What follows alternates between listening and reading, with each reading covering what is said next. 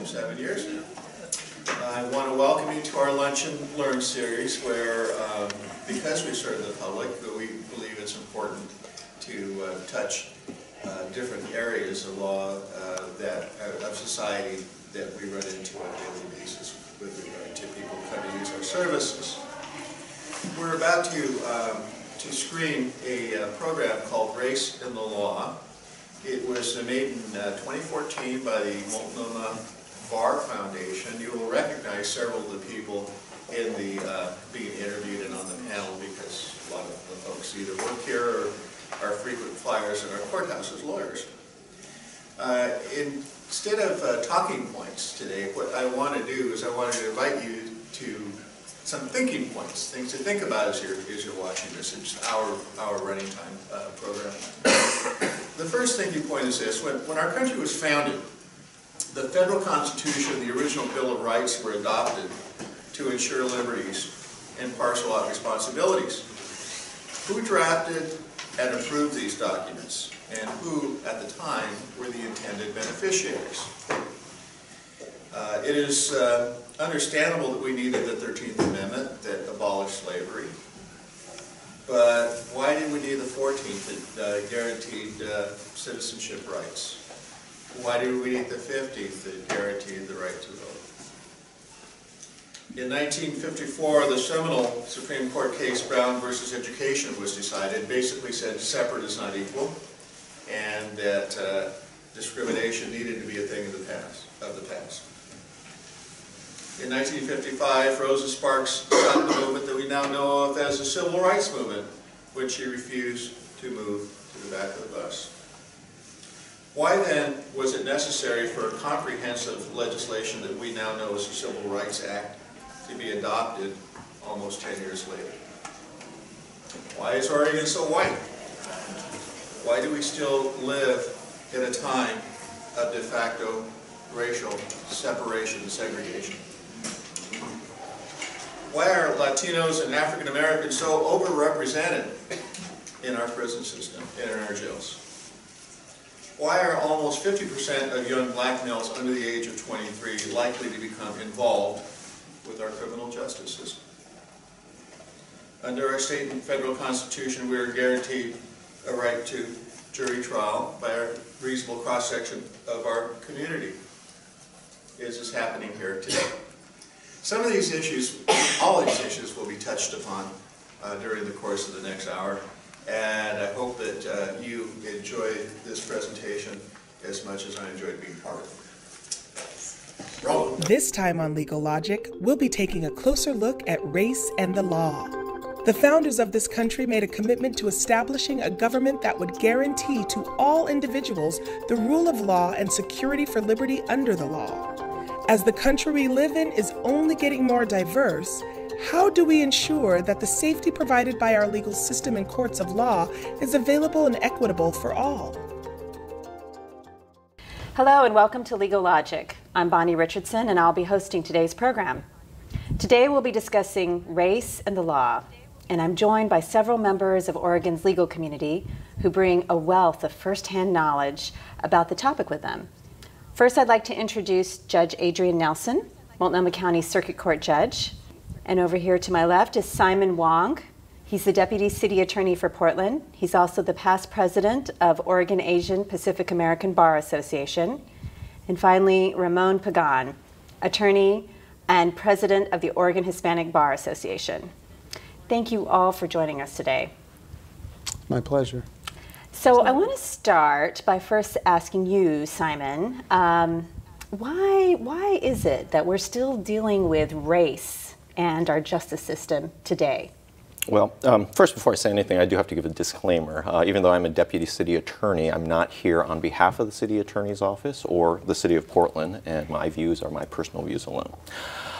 With respect to race, I don't think we have to go any further back than a couple months ago in Ferguson and what happened to realize that it's still a very visceral and very important topic, and that there are great inequities that still exist in both society and also in the justice system.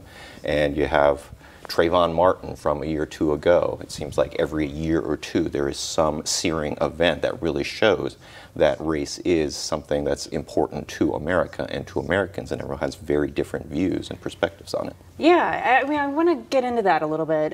You know, we're seeing this now all over the media. I mean, we haven't seen a whole lot in Oregon, but why is it that we're having this happen in Ferguson and people are reacting the way that they are?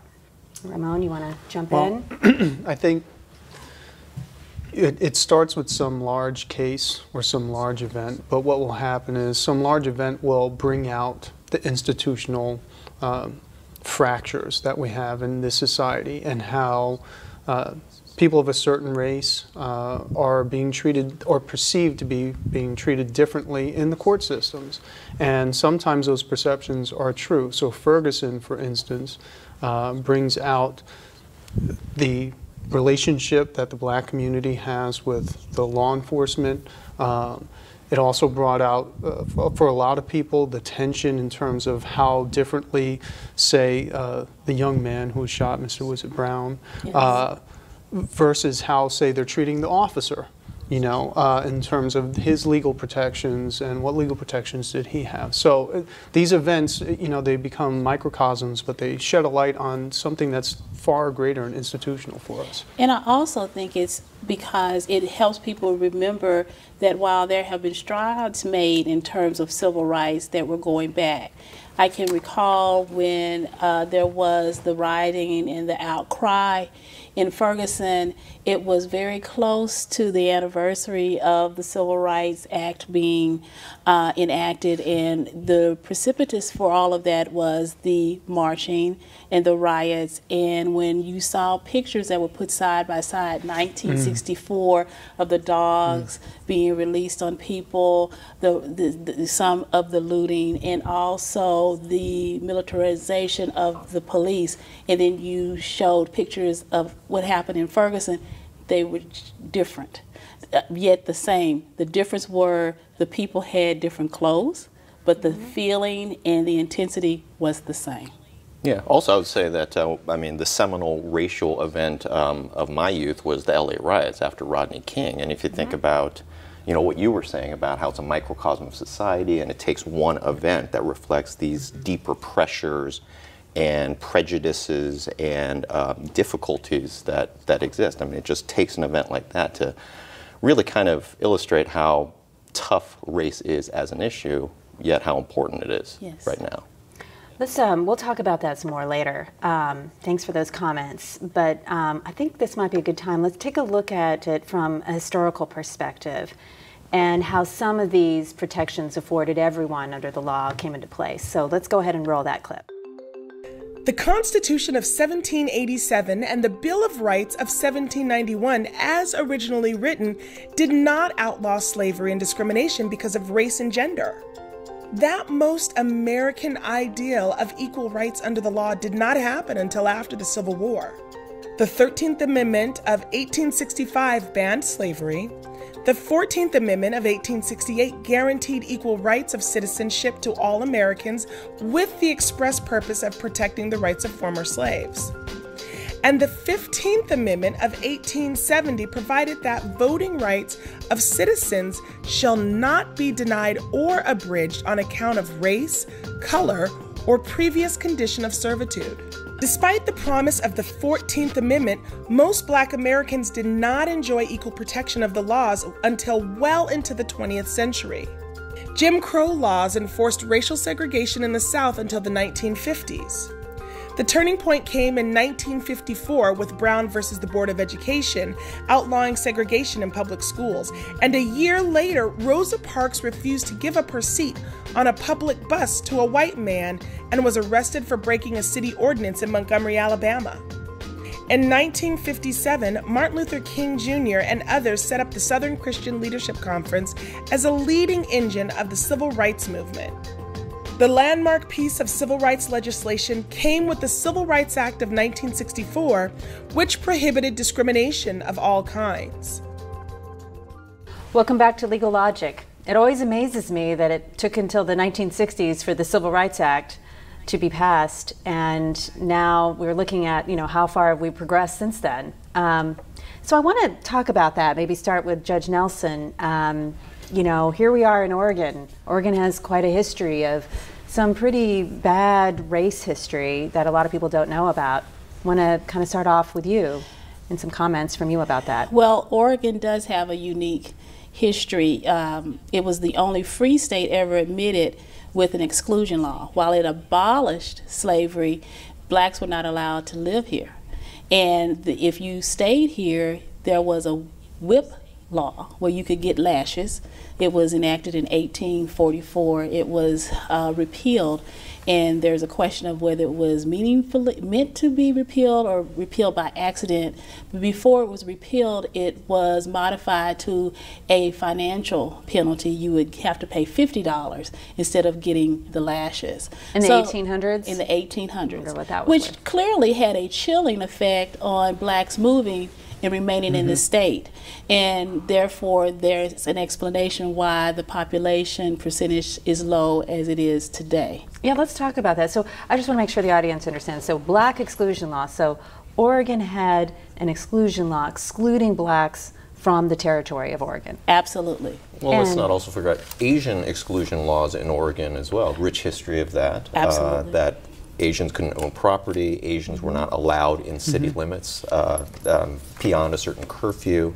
And of course, there was the internment during World War II. I mean, you have this type of behavior from like decades ago, and I think you still see some of the effects really even today. I mean, Portland's a pretty white place compared to our neighbors to the north and our neighbors to the south, Seattle and San Francisco, and it's like they are much more diverse. They didn't have those kind of exclusion laws, and it's one of the explanations, I think, for why we still remain a relatively white mid-sized city. And there was not that organized effort to move neighborhoods around. You know, with the Vanport flood and the displacement of so many of the people of color who had come to work in the shipyards, then when the blacks relocated, created a community where it's now Memorial Coliseum, it was dismantled and they were moved over to Albina in the need for the Memorial Coliseum as well as the highway. And then after Albina got to be so large, they made different laws come into effect. They changed Union Avenue. They changed what is now known as Martin Luther King, made it a highway. There was a lot of disintegration of the families, people who had lived over in Emmanuel in anticipation of that hospital expansion in the 70s that just happened earlier in the 2000s, 2010s, were displaced again. So there has been an effort not just for blacks, but for Asians, for Latinos, for a variety of groups that just has caused Oregon to be the way it is. Yeah, I wonder what kind of effect that has and what it's going to now. I mean, now that you're talking about Latinos, I don't mean to point to you, Ramon. I know you came from New York, I think is where you were first starting out practicing. And, but so, you know, very diverse. You came here to Oregon. What did you think when you first moved here? Well, it's interesting. Coming here, I actually had, you know, friends in New York who asked me why.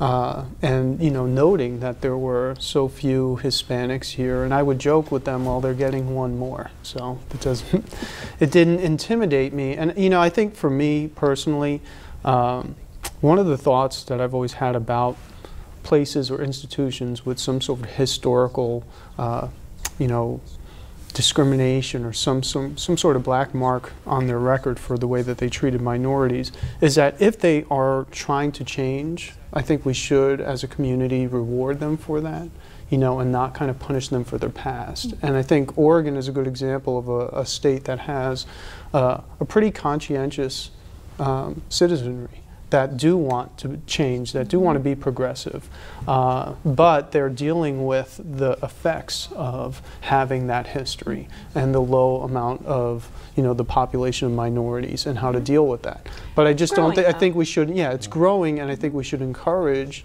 you know, people to try to come here and say, look, you know, whatever it was 50 years ago or even 30 years ago, the people are conscientiously trying to change it in a better way. So it is a good place to live for minorities.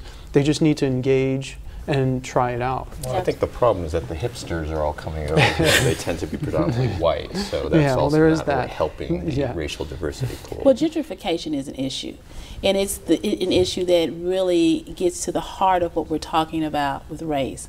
A lot of people are concerned about affordable housing, so you will go to an area that has a place that can help you have your part of the American dream. And what do you do with your desire to have that American dream and also understanding the history of how that neighborhood may be affordable to you? It puts each individual in this kind of a conflict in which need is going to rise to the top. Your sense of we need to make sure that everyone has equal and fair access to everything, or I'm trying to get what I need for myself and we'll deal with that other issue later. No, you also have the problem with gentrification here, though. I mean, you have Absolutely. these areas, say, in Northwest Portland that maybe even 15 years ago were like urban areas that were predominantly African American, and now they are Absolutely. turning into places where yuppies are moving in, and the racial minorities getting displaced out further into, say, East Portland. Absolutely. And Is there more of a segregation that we're seeing though with that? Is it, what about, for example, one of the fastest growing populations, Hispanics? Lots of Hispanics that are moving into our communities and making our communities more diverse. What kind of impact is that having on us here? Well, you know, segregation is one way of looking at it, but also, I come from a place where we call them ghettos or barrios, right? And sometimes people think of that as a negative, but in a certain sense, it's going back to a neighborhood where you feel welcome. And so we gather in places where we walk outside and we speak the same language as someone else, where we get the same food that our mother cooked for us, in our representative country. And some people kind of look at that as a negative. And again, I think diversity is an enrichment. And so the more neighborhoods that we get like that, I think people need to redefine whether or not that's segregation for themselves or just a gathering of a people with a certain culture, and that it's something to embrace. are there any neighborhoods like that here in Portland, though, in the Latino community? I think you could find them, absolutely, depending, again, when you go out east, What about in East Hillsborough? Portland, Yeah, you got to head Hillsborough, all the way absolutely. out to Hillsborough before you hit something like that. Well, It's not in but city when you proper. go out further, it's easier to form that because then there's no financial barrier to creating that Right. neighborhood. So it allows for the full range of people to live there. I suppose. I mean, And part of this too, I think this is going to be maybe after our next clip. I want to hear all about your own personal experiences, because you all represent, various portions of our community, and it's important to have that face. But on this next clip, we've asked several members of our legal community how they became involved as lawyers and judges, and also the perceptions that people have of the judicial system. One of the things that really motivated me to the bench was the fact that there was for a long period of time no Latino lawyer on the bench. And so law for me was a way to reclaim some power. I think lawyers have incredible tools to be able to go into court and change lives and change behavior in a legal, organized way, and that's really what drove me to law school and to being a lawyer.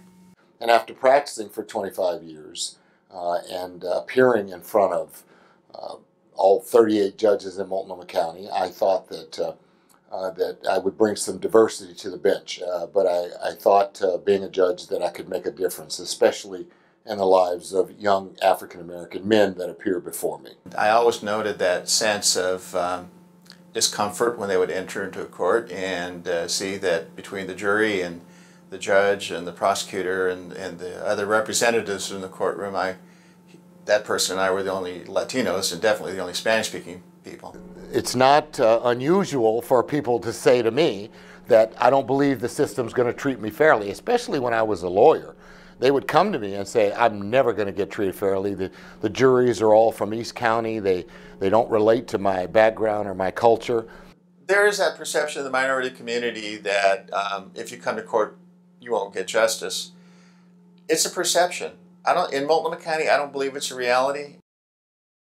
Welcome back. I'd like to ask one of our panelists, Ramon Pagan, criminal defense attorney, what motivated you to become involved to the degree that you have become involved in the legal system? Well, I come from New York, so it's a little different for me because I think I'd always seen Hispanics or blacks or Asians in positions of power by the time I'd grown up. So for me, I visualized that it was okay, that was doable. And seeing people become judges, federal judges, prosecutors, elected positions, things of that nature. So I was in a sense lucky for that, and that affected me to have the confidence to do that. And then, when you go to law school, many people have different reasons for going to law school, and they really don't know the system, I don't think, that well. And I think as you mature in your career, you start really seeing how the system works. And you hope that the conscientious people, as they go through their career, start wanting to make it better. And I think that's where I am, where I've seen it work, I've seen it not work. I've seen people not have access to justice. I've seen people have more access than maybe they deserved, depending on how much money they had. And so I think that's where I am now, is I've seen enough. I've seen it in New York. I've seen it in other jurisdictions. I've come to Oregon and seen the unique judicial system that we have here because of our population.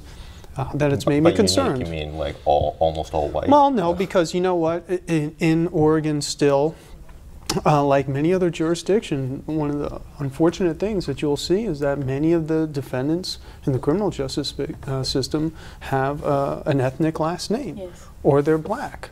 I think the stat that came out recently that said, 40 to 50% of black males under the age of 23 will be arrested and go through the judicial system at some point, by the time they're 23. That matters. So those types of stats and kind of seeing that happen, representing enough people from an underrepresented community, makes you want to give back more, as much as you can. Something that struck me about Judge Lopez, right now, we don't really represent all the people that are at the higher up of our profession. Judge Nelson, you're one of 2 African Americans judges in the state. In the state. In the state, and I'm the second female in Oregon's history. And wow. Yes. And it's a sobering statistic when I tell it to people. They look around and say, really? Second black female. The second black female in the history. Yeah. And so, what does that do for people that come into your courtroom?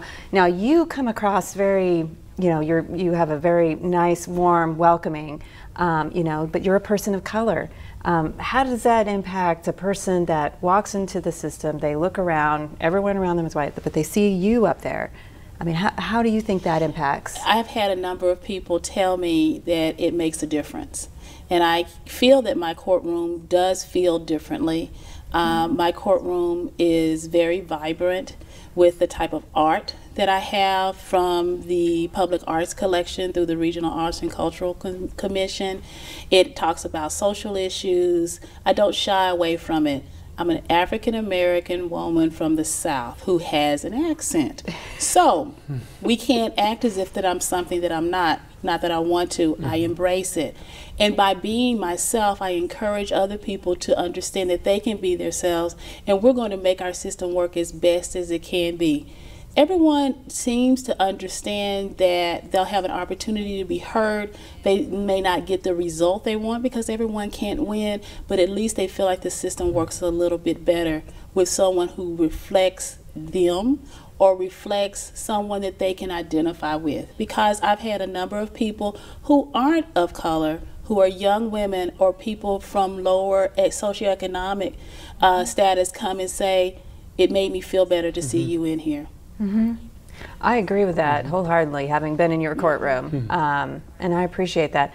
I'm going to turn and Simon, you've tried cases in Oregon. You've had to go in other counties. You were the only minority, and you're the person that's up there speaking. You're speaking to a whole white jury.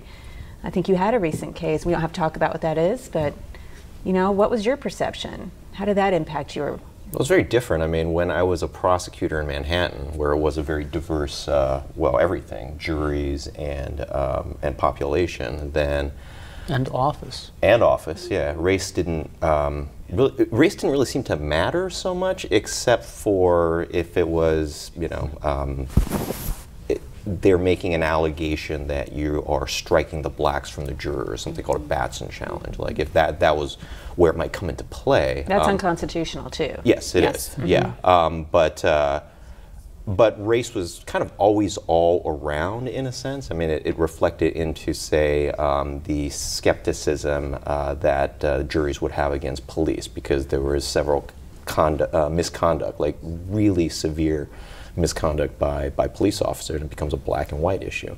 Here in Portland, or elsewhere in Oregon, I guess I happen to be the Asian lawyer, the Asian prosecutor who is doing a case, but race didn't really seem to play much of a factor. But I think, you know, that's partly, sadly, because almost every participant in the process was white: the judge, the jurors, the defendants, the attorneys. And so to the extent that it had any bearing whatsoever, it's just kind of you notice that there is someone of color on the jury, but it doesn't really become anything that's too much of an issue. So maybe to wrap this up about access to justice, I mean, what can we do to make sure that there's more access to justice? We've heard about how you can make your courtroom more welcoming to everyone of all socioeconomic classes. What are some of the things that lawyers can do? Well, we want people, what lawyers can do is what the citizens can do, and that's come to the courthouse when you receive your jury summons and serve. Mm-hmm. It is really important that juries are as reflective of the community as possible, because jury verdicts make a difference to lawyers. It affects how you assess a case, it affects maybe how the strategy you use, and it also affects settlement of cases and how cases are resolved. So the more diverse voices, the better. And I know that it is a personal sacrifice for people to come in and serve, but every juror I've ever talked to, because I talk to jurors to get feedback for their attorneys so that they can improve and hone their skills, as well as get a feeling for how they felt about the process, often say, I may not have wanted to be here, but I'm really glad I was here by the end of the experience. And I understand why it's so important that the community voice its collective opinion. Okay.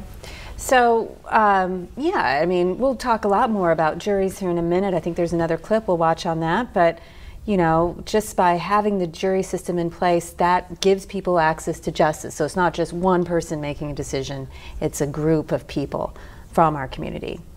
So it seems that there are systems in place to ensure people have access to justice. However, there's some very alarming statistics out there about the percentages, I think Ramon was mentioning this, of racial and ethnic minorities in the criminal justice system. So let's roll through this clip, and then we'll talk about some of our thoughts on this subject. In the whole state, there's 173 circuit court judges.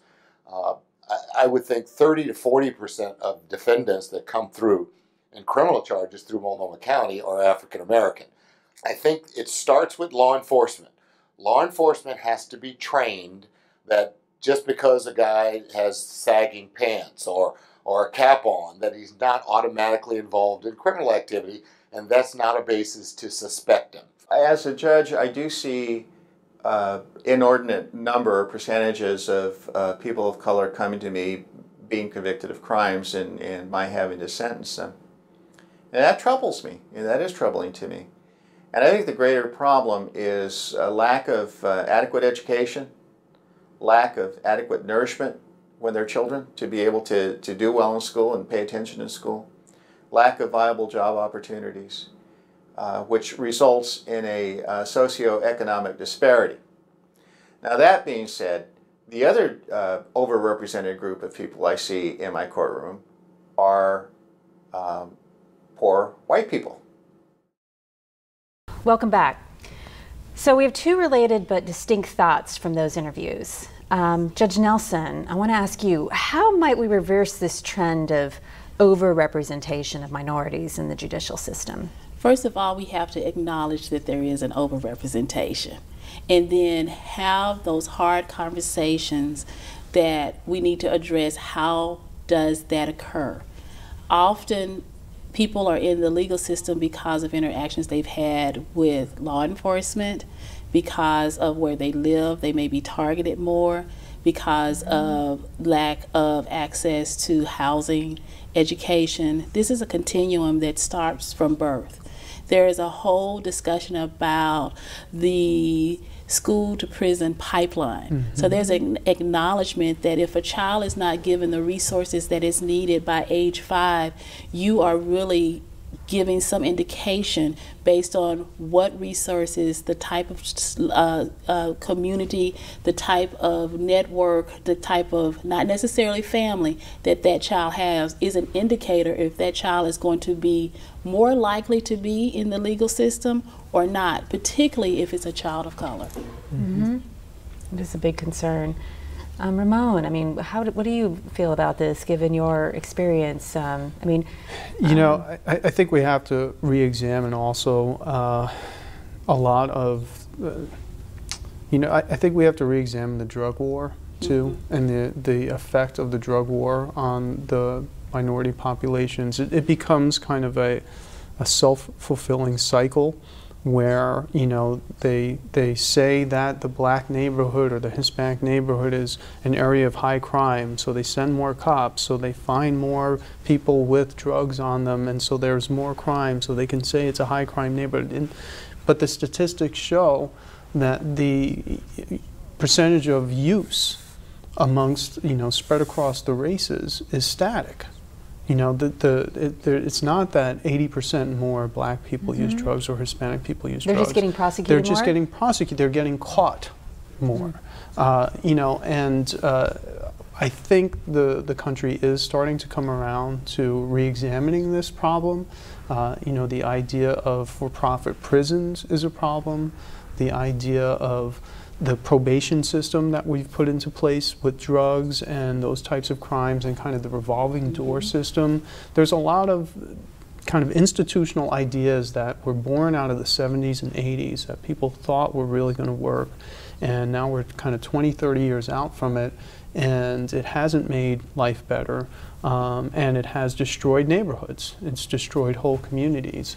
And so I think the cost-benefit analysis for those types of, you know, mandatory minimums for drugs and you know, first offense, things of that nature, need to be seriously re-examined. And it has a huge effect when, you know, you're a person of color and your father's 28 years old and he gets caught with a drug and gets a mandatory minimum that puts him in for 5 years or something like that. And now you've, you know, completely destroyed that family in terms of, now it's a single mother, now the child doesn't have a father, the financial resources are lower, etc. So I think there's a lot of institutional ideas that need to be re-examined across the nation. Do we do that through the legislature, or, you know, is that probably the best way? I mean, you know, how do we do that through the court system?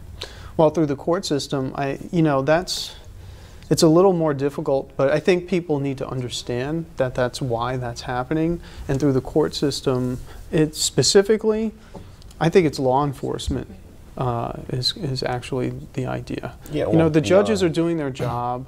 The other thing, in the court system, we need more diversity on the bench. We need more diversity at the prosecutor's office. You know, we need, if you're going to be in a position of authority with and affecting multiple types of communities, I think as an office, if you're, you know, the elected prosecutor, or as judges, we need to look at diversity as a qualification for those jobs. We need to have judges who can relate to people of different color. That's a qualification. That's an enrichment of our judiciary when they're thinking about sentencing, when they're thinking about whether or not they would give someone probation instead or not. And likewise at prosecutors' offices and law enforcement, we need more diversity so that those people can relate to the people that they actually are serving or representing. Yeah, I mean, wasn't that a problem with Ferguson, is that you have a very white police force that was policing a very African-American population, and then just that disparity was a problem. But it's not something that's limited to when you have a disparity like that. I mean, across the board, minorities are getting stopped by the police more. When they get stopped by the police more, they're getting arrested at a higher rate, and then they're getting prosecuted at a higher rate. And it's just like this filtration through the system that just keeps honing more and more. And it just fulfills itself. It just keeps building upon itself because it allows another officer to say that's a high crime neighborhood, that's a high, and it just, that's probable cause, that's this, and it just kind of keeps coming in a cycle. Yeah. But the law is a tool, just as we saw with the Civil Rights Act as legislation, and then with Brown versus Board of Education. All of these work together to address the issues. I mean, I can tell you that some people probably can't even imagine that there's discrimination today, depending on where they live. Other people know acutely that there is discrimination, and it's not been that much movement. But the more that we are able to educate one another by talking to one another, by explaining history, by putting things in context, it gives more of us information that we can then assess when things are happening. I just saw it happen in a trial that I had today. And it was an interesting conversation to watch as they were selecting a jury about how race was possibly a factor in someone being pulled over, and how they may interact with the police because of how they feel that they're going to be perceived, or how they're actually being perceived, and would that affect how they would weigh credibility. And it was just an interesting conversation. And as I have sat presiding over trials to watch how race is now a topic that is brought up, not in every case because it's not a racial element in every case, but those cases that have race as an element, how the attorneys are not shying away from the topic and really having a conversation that even if everyone's not seated on that jury, that they're better informed and they may have those other conversations, and it just moves everything along. So let's go ahead and take a little slight detour and talk more specifically about serving on the jury. And the reality is that if you are a minority litigant or a minority defendant, there's a very slim chance that you're gonna have seated on your jury a person of your race or a minority of any kind. And I see the reason for that is just an underlying theme that I deal with all the time. It's an issue of economics. Part of the systemic problem is that we don't incentivize jury duty in a way that makes it financially possible and just practically possible for anybody to serve. But if you're poor, it's going to cost you money. Especially if you have children you're going to have to park in daycare. It's going to cost you money in order to do your civic duty. And so the people that you end up having on juries are the people that have the time to sit on a jury. And so I think that the pool sort of gets narrowed down in a way. So it's not truly reflective of the entire community. And I've found in the last few years, more and more defense attorneys are discussing race in voir dire and talking about it, bringing it up, making sure that everyone is objective and fair and impartial, and that race is not an issue, and then letting it go and move on. My experience has been that even though the juries are 97 or 8% white people from this area, my experience is they work very, very hard in coming to a just decision based on the facts and circumstances and not on somebody's background. Obviously, I want to encourage everyone to participate on a jury. It's our civic duty, and it's the foundation of our justice system. Now, from the clip that we just saw, there are two different responses. First, Judge Lopez talks about the economics and how that comes into play with people being able to even serve on a jury. And then also that the jury may not be representative of the community, and that their decision is normally unbiased and fair, according to Judge Walker. So I'd like to go to our guests for some clarifications on that and your own perceptions.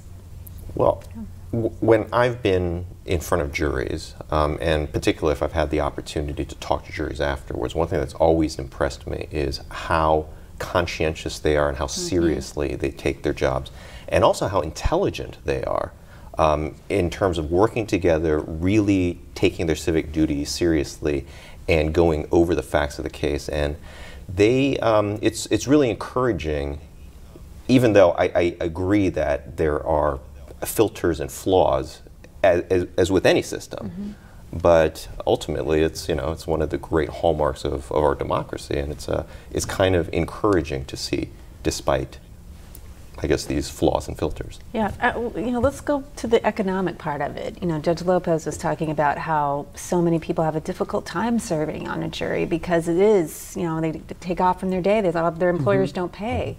So, you know, what can we do about that? You know, why is it important to give up that?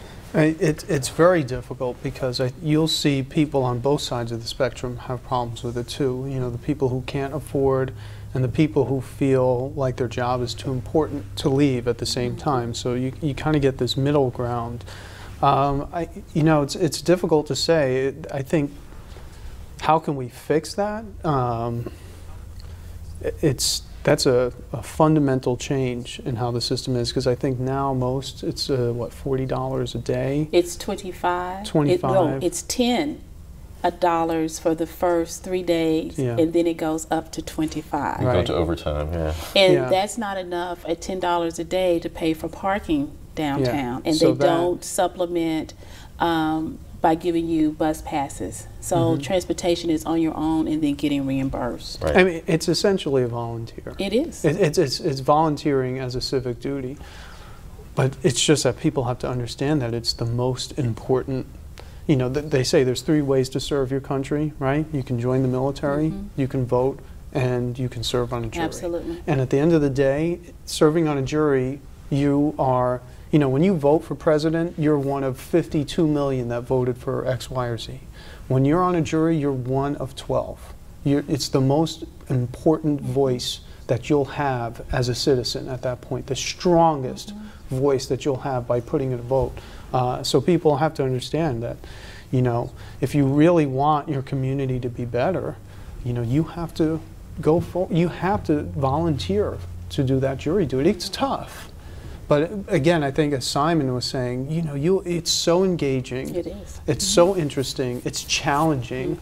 I love to challenge jurors and get them to believe that they're up for that challenge, to do things that are a little counterintuitive, to engage in the law, but to affect people's lives. I love that, 1 in 12, that's great. One thing jurors actually should understand, their employers should understand, is that they cannot be fired for leaving their jobs to they serve cannot jury duty. be, or in any way punished. Right. Absolutely. They cannot be punished. A school cannot drop you from classes. That's right. A professor cannot fail you. You cannot suffer consequences for doing jury duty. And the way we have it set up in Multnomah County, people get a jury summons that's for 2 days, or in an asterisk, a jury trial, whichever is longer. But most of the time, people serve 1 to 2 days, and then they're not called for a number of years. And I find that jurors don't have a problem serving on short juries. And then it is more difficult for the longer terms, multiple weeks, or even months long trials. But you can find those people. There are more employers that pay up to 10 days a year for jury duty, but after that the pool gets smaller and smaller. Another question I have too along that same lines is, what happens if you don't speak it, it's not your first language? You're a citizen of the United States. You're entitled to serve on the jury, but it's not English may not be your first language. You know, should you still serve on a jury? Yes. Well, it depends on how bad your English is. If you can't understand the proceedings, well, then no. But often people have been here, and that's a question that you would assess with the counsel and the judge. Now, yes, if someone is new to the country and they don't navigate the system well, and they're not going to be able to understand and fully understand the evidence and fully participate in the deliberations, yes. But if you've been in a country for decades, then you're probably not going to get excused from jury service. Just because you have a Just thick because accent. you have a thick accent. Yeah, I mean, don't you see that too with people? You know, I have a mother who became a citizen only 10 years ago. So when she came here, a lot of people didn't think she understood, but she actually did. Just because she couldn't speak it well doesn't mean she couldn't understand. So I would say it's a case-by-case basis. And it's extremely important to do it because Absolutely. you don't want, you know, you have to think in the justice system there are civil and criminal cases, right? And so you have people whose lives are being affected in both realms, and many of those people are minorities. And to have them be predominantly not judged by their peers necessarily, but just by the majority, as it were, it has a negative effect because they can't relate to what motivated them for whatever decisions at issue, some of their thought processes, some of their cultural issues that might be off-putting for someone who's not familiar with that. But so it's extremely important for minorities to engage in the jury system. Well, it might be important, but how do you actually get the individual minority to do it? Like my wife is Korean Japanese. She's a citizen, but she doesn't want to serve on a jury. She feels her language skills aren't strong enough, even though she and I converse in English. But it's just. I'm going to say that's on her husband to encourage. But it's also how she's going to feel if she's called for a jury and the experience she's having during the jury panel. Right. I feel like I'm in a unique position because I actually sat on a jury about 2 years ago. Really? I served. Actually, I they was sat you. on a jury, a civil case, and I ended up being foreperson. Of course you were. Wow. No, but I'm I ended up being foreperson because I was told by my fellow jurors that was going to happen. I was kind of delayed getting in. I was the last, next to the last one, and they said, "You're the foreperson," and I said, "Under certain conditions," and it was a wonderful experience. It confirmed everything that I believed about our legal system, the importance of juries, the confidence I had in the jury deliberation process, and it was something I could check off my bucket list as well because I know that it's never going to happen again. Yeah. I hope it does. I hope it does. It was a wonderful experience. I'm sure. So what I want to say to everyone out there is hopefully the next time you receive a juror summons and you're eligible to participate, we hope that you'll go and exercise your civic duty. I think we should take a look at probably a whole other aspect of race in the law now. Let's talk about the legal profession itself. So let's roll our final clip.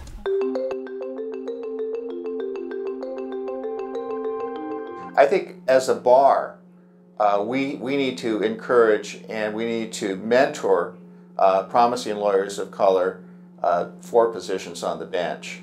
Most people think of a judge, they think of, you know, an older white male in a robe.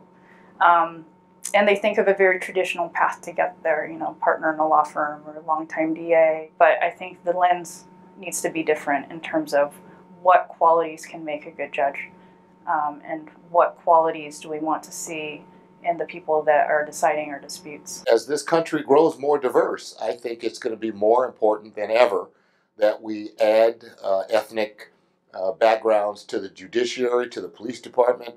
I mean, as you can see, the recent developments in Ferguson, where the police department is 54 members and only 3 African-American members, and the community is 60% African-American. That's going to create an automatic conflict in the community. It is incredibly important that, that we seek out good people of color to fill these seats and these positions. I would also extend that to our legislature and to our city council. Cultivating the minority community that we have now and making sure that they're getting to positions of influence and power, getting to the bench so that people can see them, so that they're visible, so that people can say, you know, they look like me and I can do that. I think that's really important. It should be in high school. People should be, I think, thinking about a legal career, either as a police officer or an attorney or a judge. I think we have to get people real early thinking about becoming involved in the system. So I saw a statistic the other day that by 2050, this country was going to be mostly a majority of people of color. And that's going to create quite a new look to America, and I think we need to be ready for that. And we need to start right now in the grammar schools. Having a diverse legal community it does bring legitimacy to our system. It makes our system better. I think we have a great system, but there's always room for improvement. As these cases are coming into court and the law is being interpreted, it's being interpreted through a social lens and a social context, and I think that needs to be reflective of what society really looks like in order to achieve a just result. Welcome back. Well, there seems to be two strands here from the comments. First, encouraging people from all backgrounds to consider the law as a profession, and second, increasing the diversity on our bench. And I'd like to find out what you think about diversity on the bench, diversity in our profession. Well, first of all, there's not enough diversity in the bench or diversity in our professions in Oregon. You're not going to get more diversity on the bench unless you have more diversity among the lawyers. And there are certain programs in place, like Portland State University has something called the Explore the Law program. So they have undergraduates that might have not been exposed to lawyers, undergraduates of color who might be the first student that has gone to college in their family, and the idea of becoming a lawyer seems like unfathomable to them. And so there's an encouragement to show them that lawyers are actual real people, and to mentor them and to bring them up and to encourage them to actually go into the law so they can bring back some of the power that lawyers can yield. Or Oregon State Bar has the OLIO, the Opportunities of Law in Oregon program, which traditionally was for racial minorities, but now has opened up to people who are from diverse backgrounds. So regardless of your race, if you're the first person that has ever gone to college, or if you come from a different socioeconomic background, then that's something that's considered as well, just to help diversity all across the board. Simon, do you think that's helped you? You know, you're a big leader in our community. Were you influenced by some of those programs? No, because I went to law school in New York. But you've come back now and you teach at those programs. Don't you inspire others? I seriously doubt that. I'm only there to entertain. I'm not really there to. But also, you know, one of the things that we are trying to do too, because you know, Simon and I have worked in the what we call the specialty bars or the minority bars, is we also try to recruit students from other states. You know, when you live in New York, like you know, or Simon who went to school in New York, it is so diverse that you almost don't think about it. And if you're a person of color and you were applying to a school there, you almost don't. It doesn't affect you because you're going to see many people, and it'll be representative of the population span. And then you come to Oregon and you hear these kind of stories, and you can't change it unless you change it, right? You can't, so we need people who are willing to encourage people of diverse backgrounds to come here, because it is a great place to live. It is a great place to practice. There are people that will welcome them into the practice. And there are some diverse background judges. We do need more, but it is an effort. It's an effort like doing the PSU, like OLIO. I've actually been on the phone with potential law students who've been admitted to a law school here from another state with a diverse background to try to encourage them, you know, because I came from another state. So there is a lot of work to do with that. And also even younger than college, there are a number of programs to encourage students of color to consider law as a potential career path. They can be involved through the Classroom Law Project in their various mock trials to try it on, if you will, to see the constitutional debate program. We have national champions. And see if that's something that you're skilled in. Everyone likes to talk and everyone likes to win arguments, so you learn different skills. I mean, there are a number of programs that have been throughout the Portland Public School and the greater Oregon community, but for instance, in a professionalism group that I'm in, an Inn of Court that's based on the English system, we have adopted Jefferson High School, and we have a mock trial program there. There's one at Franklin. There are at other schools that are not traditionally one of those elite schools where you cannot, where you can have the same access as other students. And I think that opens it up. Exposure is a huge factor, as well as seeing someone who looks like you. You don't have to have a personal relationship with that person, but if someone looks like you, it opens up at least the possibility it could be you too. Yeah, Yeah. absolutely. Right, If and every that's- lawyer you see yeah. is white, then that's going to be like that. That's not a door that's open to me. But the fact that you have people of color that do participate. Here. Yeah. It's a great And, you know, representation. and that's yeah, what the I- 12 when we people were watching this talking- program are really going to be very influenced. Come on, I'm sure. Simon. No, but when we were talking earlier about our history, and I was saying that I felt kind of blessed. You know, my father's a criminal defense attorney, and I had met a bunch of other Hispanic attorneys and black attorneys and Asian attorneys. And then, so I now, I think, coming to Oregon, I've realized that they don't really have that here as much. And how important that really is to provide to young, you know, high school students, middle school students, to see a black judge, to see Hispanic judges, to see Asians, you know, being partners at law firms or working at high-ranking Absolutely. spots with the governor or, you know, at the city. That it's important to say that, you know, people that look like me, that talk like me, that like the same food that I do, get to great places. And I can too. And whether or not they say that to themselves, just the hope is again that visualization. They may not know it, but it will help them start believing that, whether or not they're told it or not. They just need to see it. The one caveat: no one should go to law school unless they want to be a lawyer. That's, you know, Absolutely, because it's a lot of work. yeah, without much gain for And some young of us. people, would you say, Judge Nelson, I mean, young people can come visit? Anytime. Welcome. Isn't the courthouse open? The courthouse is a public building, and all of our proceedings are open to the public. If there is something of a sensitive nature where we think that it's not appropriate for certain age groups, we will put a sign up on our door. Otherwise, from 8 to 5, Monday through Friday, you can come to my courtroom anytime and observe what's going on.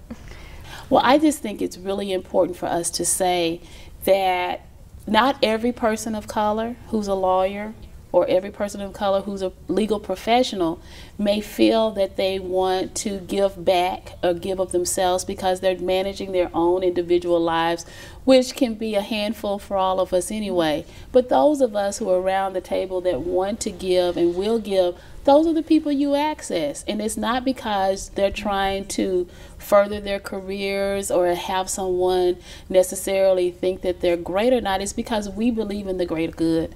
And we're trying to make this Portland, Oregon better. Yes. Yes, I agree. So I know we've tried to cover a lot of ground today in our discussions, but I'd like to ask each of our panelists what their hopes are for the future, kind of segueing into that now. So maybe Simon, start with you.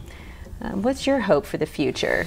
You know, you just hope things are going to get better. I mean, I think despite the fact that we have problems and we're not there yet, you see through history it's just an incremental betterment. I mean, I don't think there's a greater illustration of that in what's happening in gender equality right now.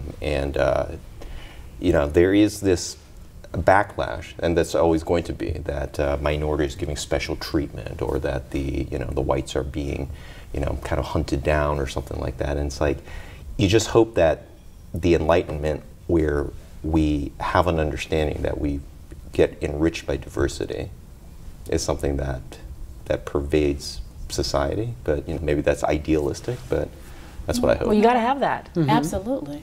And I think the hope for the future is I feel like the news, we've reached that 50-year mark from the civil rights legislation. 50 years this year. And there's a sense that things have changed in the public discourse in terms of the tolerance for hate has gone down drastically in our country.